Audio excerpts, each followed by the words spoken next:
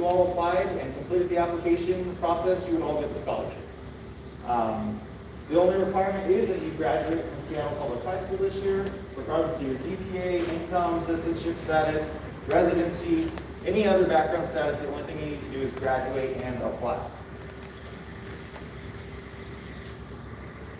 So, if you notice in the beginning, I said college scholarship and success program. So the big one is tuition support. If you're applying to colleges this year, you're probably familiar with the word tuition.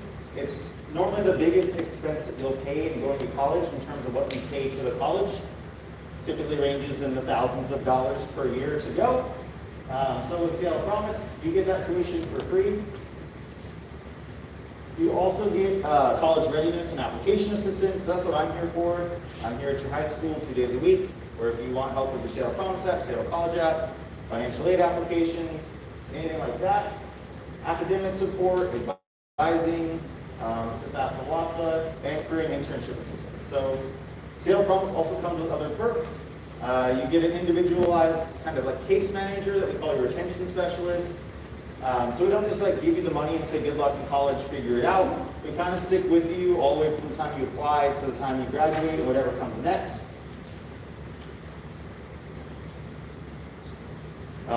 Here's mug shots of the team here. So this is our outreach team located throughout the different high schools in Seattle.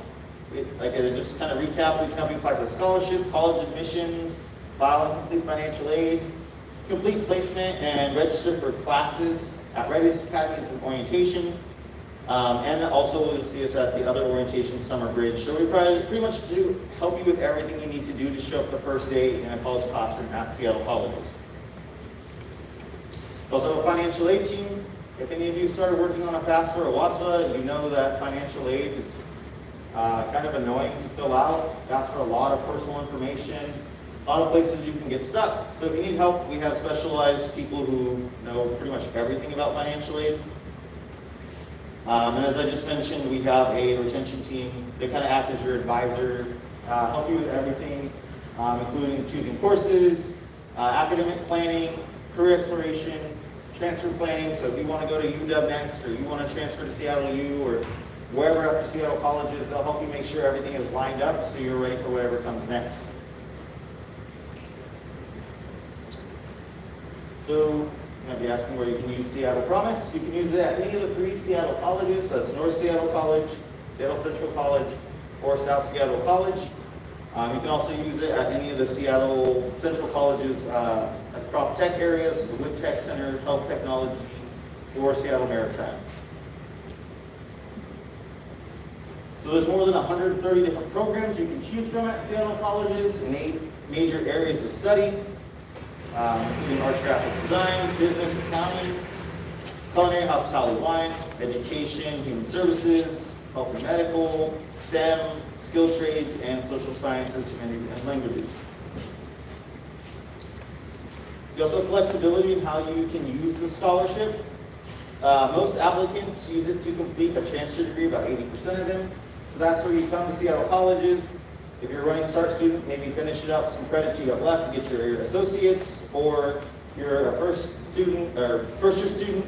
Basically, it's completing the first 2 years of college.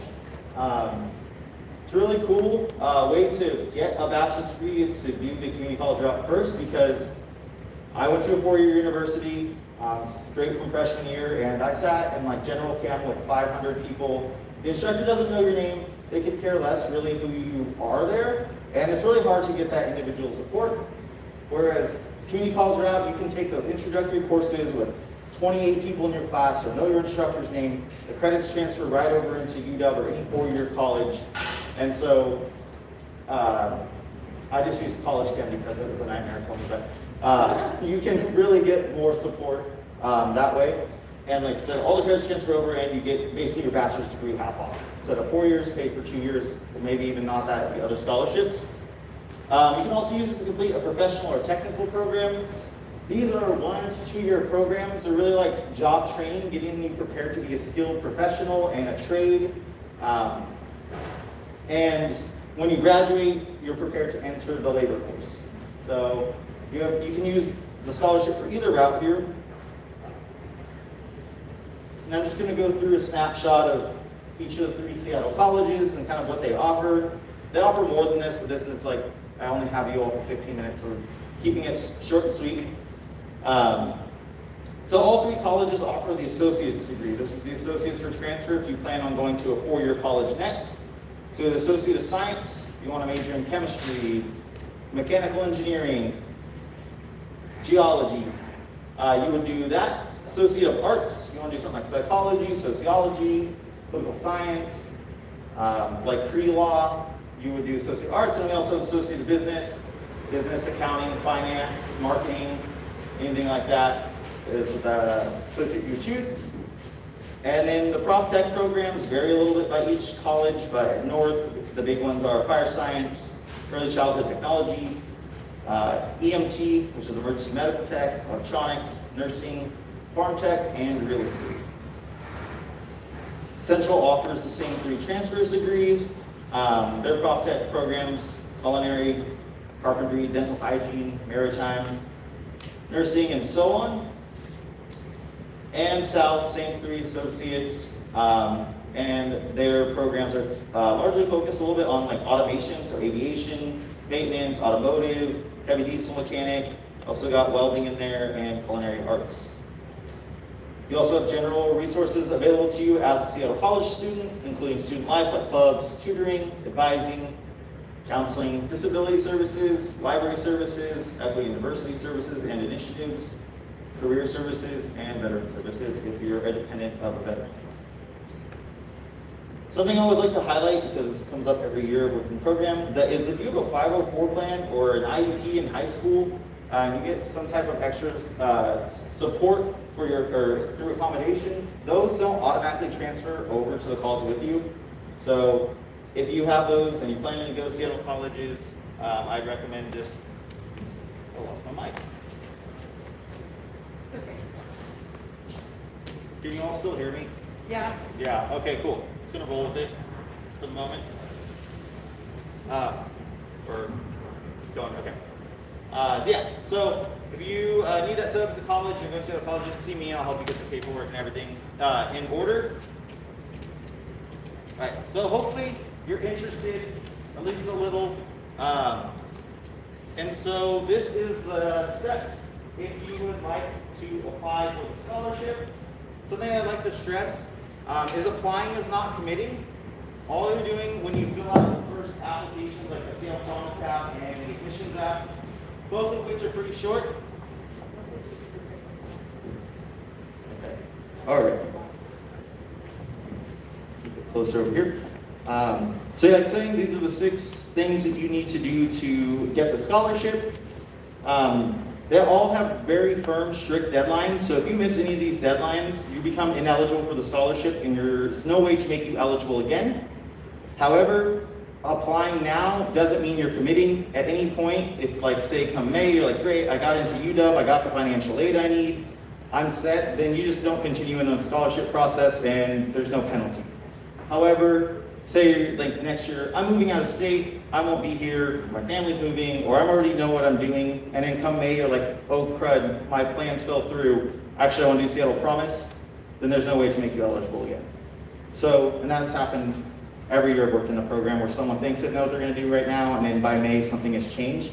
So I recommend that you apply at least the Seattle Promise app and the admissions application, save your spot in the program. It's not a commitment, but it is good so you have more time to decide. Next is a financial aid application due April 30th. You just need to list one of the Seattle colleges on there, whatever one that you would attend. You need to complete a financial aid file by August 1st. So for Seattle colleges or any college you'll attend or apply to for financial aid, the financial aid office receives your application and then it prompts them to review it, and they may ask you for documents or other things. And so just always good to check your email to see what they need from you. And then we have 2 orientation events. Readiness Academy, pick it's like 3 hours in the afternoon. Have over like 15 dates to choose from. And then Summer Bridge, you just pick one of these days. It's a 1-day in-depth orientation, kind of just prepare you to be a college student. And then you start full-time in fall 2022. That's noted there because with Seattle Promise, this is the frequent questions we get. You cannot take a gap year. You do need to enroll right after high school graduation in the fall. And you do need to enroll as a full-time student. If you don't want to start in the fall and you want to wait 1 quarter to start, or you don't want to start full-time, you can appeal to do less than that, but the expectation is that you do that unless you submit an appeal process. So how to apply? Those are the links to the first 2 applications. Please note, if you're a Running Start student and you plan to continue at the college you're at, with Seattle Promise, you don't need to reapply. So if you go to North and you don't want to use Seattle Promise at North, you don't have to apply to North again, you're already a student. However, if you go to North, but you then would want to go to Central for Seattle Promise, you would apply to Central.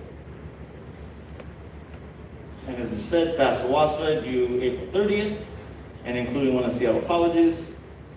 These are kind of just all the deadlines. I guess I preemptively went through and explained them. And that's kind of the start to finish of what it looks like to apply for Seattle Promise. There's the links again. If you didn't get them, you can take a picture. And then I just want to go over a couple key concepts in applying for college. Number 1, and this is for anything you're doing, like as an adult, college, anything. Everything that you apply for should match your government issued ID or legal records. So the example here is if your name is John, but you go by Johnny, you should use John in your application. It becomes a matching game, matching your scholarship applications, your financial aid applications, your admissions record, your high school records. It all needs to sync up at some point. And if you use nicknames or names that aren't your legal record, it becomes a problem. That can be fixed, but it requires you to come and turn in a lot of paperwork and just creates more of a hassle for you. So just as a heads up, anything you're doing college related, make sure you're using all of your exact legal information. Next one, and these are here because this is something that happens every year. Every year there's all of these things that come up for multiple students. So just trying to save you time down the road so you can enjoy your summer break. Next one is checking your email and using the same email for every college-related thing. So it's really not a good idea to have 4 different emails you're using, one for financial aid, one for scholarships, one for applying to UW, one for applying to Seattle colleges. You're gonna miss things. Applying to college, financial aid scholarships, it all kind of just gets sent to you via email, and if you don't respond, then you don't respond, and then you lose opportunities. So it's very important that you use an email that you'll check. So have a separate email for your Chipotle coupons and have one for an actual college-related things. Just be aware of typos as well, and I recommend you check it once a week. Don't let your app look like that one with 32,000 emails in there. Another thing in applying for college is, first of all, for Seattle Promise, you don't need to be a U.S. citizen. However, in applying for college, you will be asked for your social security number a lot. I imagine by the end of the process, you would have it memorized if you have one. So you should always include it if you can. It's just another way to link up all your information. And document students can apply to, just enter all zeros, and just be aware of typos again in applying for that, or in including it. Another one is keeping all your info in one place, your passwords, your logins. I don't know if anyone's ever been locked out of a federal or state system, but it's a pain to get it unlocked. The federal government isn't known for being quick, and you don't want to spend 3 or 4 or 5 hours on the phone with FAFSA trying to get your account unlocked. So recommend that you write down all of that info, the username, the password, security questions, other info, so that way you don't get locked out of any of these systems. And this also happens every year. You, the high school senior, should be the one that applies for the scholarship, completes the college app, everything like that. It shouldn't be family members or parents completing it on your behalf. It's great if they're working on it with you, but it should be your name, your email, your contact info that's provided, because then later we just have to fix it. And this kind of just runs through the Seattle Colleges app. It'll ask you some security questions. You'll verify your email. Something to note is that if you're applying for Seattle colleges, you'll be a first-year student. We recommend that even if you don't know what you're going to do, you just put academic transfer. Creates less paperwork later. You can change it just by emailing an advisor and they'll change it for you if you need. And of course, you'll start in fall 2022. Yet again, everything here, just making sure that it matches up with your legal record, including social security number, ITIN if you have it, and there's a spot for preferred name if you go by something other than your legal name. It'll ask citizenship status. I just want to highlight again, it doesn't matter what your citizenship status is, you can still enroll at Seattle colleges and get Seattle Promise. It'll ask you for your high school, some demographic information, some residency questions. These are important also. In any college you're applying for, residency information, if it's wrong, you'll just have to fix it later and it's just more paperwork to do. Some supplemental questions. You'll review and submit. If you missed anything, it'll tell you missed something, go back and fill it out. And once you submitted it, you'll see it says pending there, and you can apply for any other community college in the state with the same application. You'll get an email, it says that you've submitted it. And so if you've done your Seattle Promise app, you've done a Seattle Colleges app, the next thing would be to work on your FAFSA or your WASFA. Thank you.